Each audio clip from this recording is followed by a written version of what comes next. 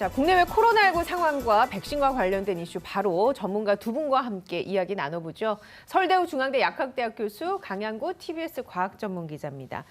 오늘 0시 기준으로 신규 확진자 말씀드렸다시피 677명, 위중증 환자는 7명이 줄었습니다. 누적 151명, 그리고 사망자는 2명 늘었습니다. 지역별로 좀 살펴보면요. 서울이 256명 발생해서 수도권에서 총 463명, 그리고 비수도권은 191명이 발생을 했습니다. 양성률은 1.88%입니다. 주말 휴가가 사라지고 나서 수요일인 오늘 다시 늘었는데 교수님 어떻습니까?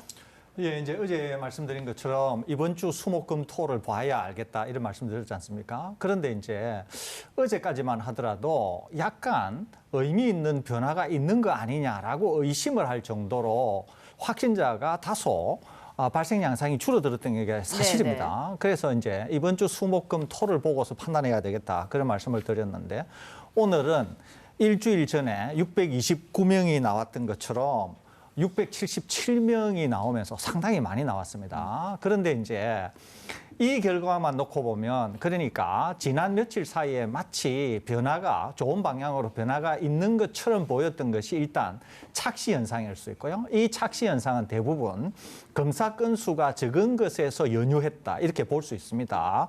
그러니까 이제 확진자가 많이 나왔는데 향후로는 이 확진자가 좀 더 많이 나올 가능성이 있습니다. 왜 그러냐 하면은 지난번에 착시 현상, 즉 검사 건수가 적어서 적게 나온 것이기 때문에 오히려 우리가 모르는 감염자들이 지역사회에서 축적되었을 가능성이 있다는 거죠. 그러니까 감염은 되었는데 검사 건수가 작아서 추적이 안 된 상황으로 오히려 축적되었다가 이렇게 한꺼번에 많이 나왔으니까 내일 목금토에는 오히려 이것이 반영이 되면서 좀 더 확진자가 많이 나올 개연성도 있다는 것이죠. 예. 그렇기 때문에 다시 정리드리면 여태까지 확진자 수가 좀 적었던 것은 검사 건수가 적었던 것의 착시 현상일 수 있고 오히려 감염 상황은 나아진 게 없으면서 오히려 검사 건수가 적어서 추적이 안 된 것이 반영이 되면서 향후 며칠 동안은 확진자 수가 좀 더 많이 나올 수 있는 쪽으로 갈 가능성이 있기 때문에 여전히 상황은 좋지 않다. 이렇게 정리할 수 있겠습니다. 네, 이런 가운데 백신 접종자 수는 현재 어떻게 됩니까?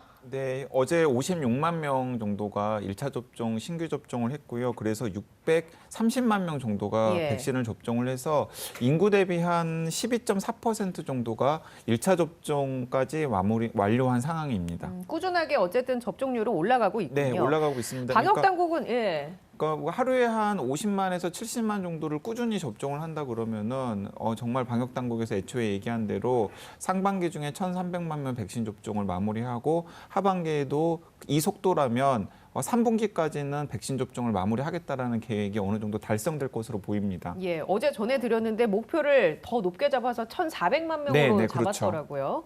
방역 당국이 아마 이런 판단을 하고 있는 것 같습니다. 지금의 상황이 통제가 가능한 수준이다라고 보고 있는 것 같은데 교수님 동의는 하십니까? 예, 저는 전적으로 동의합니다. 지금 이제 확진자 수가 500명에서 많게 700명 사이에 나온다고 하더라도 통제 가능한 범위 내에 있다 이렇게는 볼 수 있습니다. 우선은 위중증 환자가 많이 나오지 않는다는 점, 두 번째는 사망자가 많이 나오지 않는다는 점입니다. 사망자가 일주일 평균, 하루 평균으로 본다고 하면은 2명에서 4명 사이 정도 나옵니다. 이것은 전적으로 고위험군, 즉 요양원이나 요양병원에 계신 고위험군이 일단 대거 백신을 접종한 것에 상당한 영향을 받고 있다. 이렇게 볼 수 있습니다. 만일에 이분들이 백신 접종이 지금 수준이라도 일어나지 않았다고 하면은 위중증 환자가 매일 상당량 발생했을 가능성이 많습니다. 왜 그러냐면은 하루에 확진자가 500명에서 700명. 이때 많게는 10%, 적게는 5% 내외에서 위중증 환자가 발생하는 게 보통인데 지금 매일 보시지만은 위중증 환자가 줄어들거나 또는 는다고 하더라도 많이 안 드는 그런 상황입니다. 그렇기 때문에 계속 150명 수준, 100명에서 150명 수준의 위중증 환자가 관리되고 있기 때문에 의료 체계에 큰 부담을 주지는 않는다. 다만 확진자 수는 다소 나온다. 그럼에도 불구하고 백신 접종이 상당히 속도감 있게 진행이 되고 있다. 이런 점을 감안한다고 하면은 방역 당국이 얘기하는 것처럼 지금의 유행 상황은 통제 가능한 범위에 있다. 저는 충분히 동의합니다. 강 기자님 생각은 어떻습니까? 네, 저도 지금 설 교수님 말씀에 동의를 합니다. 사실은 확진 환자 숫자들이 이제 앞으로 목금토 상황을 봐야 될 것 같긴 합니다만은 조금 늘어나는 추세라서 걱정이 되는 부분은 있긴 합니다. 그런데 확진 환자 숫자가 늘어난 것과 함께 우리가 살펴야 될 것이 위중증 환자 숫자와 사망자 숫자의 증감 추이거든요. 사실 이것은 우리나라뿐만 아니라 이제 다른 나라의 방역 상황을 살필 때도 확진 환자 숫자에만 너무 주목하지 말고 지금 이제 백신 국면이기 때문에 위중증 환자 숫자는 혹은 사망자 숫자까지를 같이 본 다음에 평가를 해야 되는데요. 어쨌든 우리나라는 김부겸 국무총리가 이야기를 한 대로 지금 우리가 감당할 수 있는 수준 안에서는 어느 정도 통제가 되고 네네. 있는 것으로 보입니다. 여기서 60세 이상 고령자에 대한 백신 접종 속도를 좀 더 높이고 그리고 그 이하 연령대에 대해서도 공격적으로 백신 접종을 한다면 정말로 7월 정도가 되면은 네. 백신 접종을 통한 가시적인 방역 성과가 나타날 가능성이 크기 때문에 현 수준에서는 어쨌든 간에 너무 걱정을 안 하셔도 될 단계다라고 생각합니다. 저는 또 긍정적인 신호 중에 하나로 해석하는 건 어떤 거냐면요. 예전에 저희가 방송을 이렇게 하면 댓글로 백신 자체에 대한 거부감이나 백신 자체에 대한 의구심을 표시하는 분들이 많이 계셨는데 요새는 백신 접종 사전 예약을 했는데 어떻게 해야 하냐. 그리고 백신 접종한 뒤에 어떠한 거를 조심해야 하냐. 이렇게 접종을 가정하고 물어보시는 분들이 많이 계시더라고요. 네, 그래서 그렇습니다. 그리고 예. 이제 내일 중에 우리가 한번 심도 깊게 다룰 필요가 있을 것 같은데요. 언론의 보도 태도도 약간 바뀌었어요. 바뀌었죠. 네, 그렇습니다. 아직까지도 좀 이렇게 분위기 파악 못하는 언론이 있기는 합니다. 이제 어떻게 스탠스를 잡아야 될지를 왔다 갔다 하는 언론이 있긴 한데 대표적으로 중앙일보 같은 경우가 그런 것 같아요. 네. 그런데 예를 들어서 그 조중동 중에 그래도 제일 좀 똑똑한 언론이라고 할 수 있는 게 조선일보 아닙니까? 조선일보는 스탠스를 완전히 바꾼 것 같습니다. 네. 왜냐하면 백신을 접종을 해야 우리나라 경제도 살고 그리고 어쨌든 간에 대다수가 접종한 대다수가 상황이라면. 접종을 한 상황이라 그러면은 예. 대세가 그쪽이구나라고 판단을 하는 것으로 보여. 그래서 이제 눈에 띄게 백신 접종을 독려하는 분위기로 이제 논조의 스탠스가 바뀌었고요. 그 연장선상에서 지금 좀 답답한 지역이 두 군데예요. 이 대구 경북과 이제 부산, 울산, 경남입니다. 이쪽이 지금 60세 이상 고령자만 놓고 봤을 때는 백신 접종 예약률이 가장 낮은 지역이거든요. 예. 이게 사실은 이제 그 지역의 이제 정치적인 성향과 때려야 뗄 수 없는 상황인데 그냥 당부컨대 어쨌든 간에 그 여론을 주도하고 있는 조선일보 같은 언론도 좀 스탠스가 바뀌었다라는 거 다시 한번 강조하고 싶고요. 내일 좀 더 심도 깊게 네네. 그런 부분들 다뤘으면 좋겠습니다. 연장선상에서 제가 하나 드리고 싶은데요. 최근에 이제 여러분 보도를 통해서 보셨겠지만 얀센 백신 접종 예약과 관련해서 이게 거의 폭발적인 양상이 있었습니다. 그러니까 이제 얀센 백신을 미국에서 우리에게 이제 정려한 것이 약 110만 명분 정도 됩니다. 이거는 이제 입종 1회 접종만 해도 되는데 그런데 해당 대상자가 약 300만 명 정도는 된다는 거죠. 그래서 이제 예약을 받았는데 이게 상당히 반응이 폭발적으로 나타났습니다. 이제 그 얘기는 뭐냐 하면은 자, 얀센 백신에 혈전 부작용이 없느냐?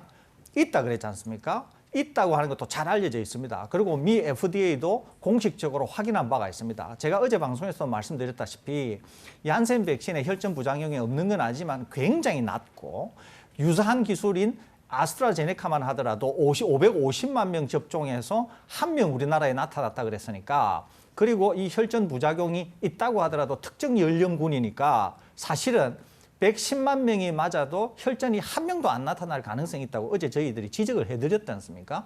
그러는데도 이런 부작용에 아랑곳하지 않고 많은 분들이 접종 예약을 했다고 하는 것은 무엇을 말하느냐 하면은 이제는 완전히 백신 국면으로 갔다고 하는 거 하나. 두 번째는 백신 접종이 여러 가지 우여곡절을 겪으면서도 이제 속도감 있게 일어나고 있다고 하는 것 자체가 동력을 촉발시킨다는 거죠. 예. 그러니까 백신 접종이 많이 일어나면 많이 일어날수록 백신 접종을 더 해야 되겠다고 하는 동기가 유발된다고 저희들이 여러 번 말씀드렸는데 이제 우리나라도 그런 국면에 본격적으로 진입하면서 다소의 우려가 있기는 한 이 얀센 백신마저도 많은 분들이 긍정적으로 생각하고 받아들였다고 하는 점이 상당히 우리나라에 있어서도 긍정적인 국면에 진입했다. 네. 이렇게 평가할 수 있을 것으로 생각이 듭니다. 그래서 시청자분들이 남겨주신 질문을 잠시 후에 차근차근 해결해 드리도록 하고 강양구 기자가 지적한 그 언론의 스탠스와 관련해서는 자료를 좀 더 확보해서 내일 중으로 한번 다시 얘기를 나눠보도록 하겠습니다.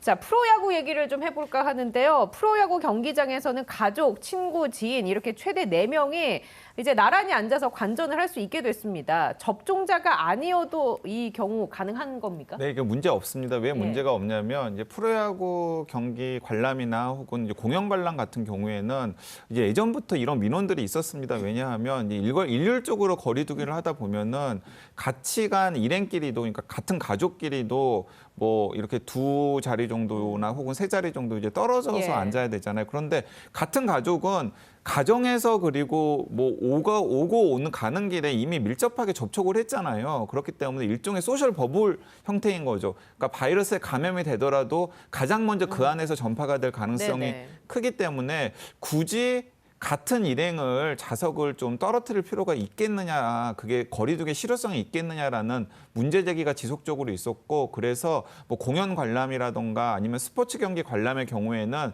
그냥 같이 온 일행들 같은 경우에는 인원수 제한을 정해가지고 그냥 같이 앉는 것을 해도 방역에 큰 문제가 없겠다라고 예. 어느 정도 이제 합의가 된 상황입니다. 그걸 지금 프로야구 이제 경기장에서도 적용을 하는 것이기 때문에 큰 문제는 없어 보입니다. 네, 여기다가 하나 덧붙일 게 일단은 다 실외. 실외 스포츠입니다. 그렇죠. 특히 네. 야구라고 하더라도 실내 돔 경기장에서는 해당이 안 되고요. 실외 스포츠인 경우에는 지금 강 기자님 지적하신 것이 상당히 합당하고 타당해서 아마 이렇게 적용하는 것으로 보입니다. 알겠습니다.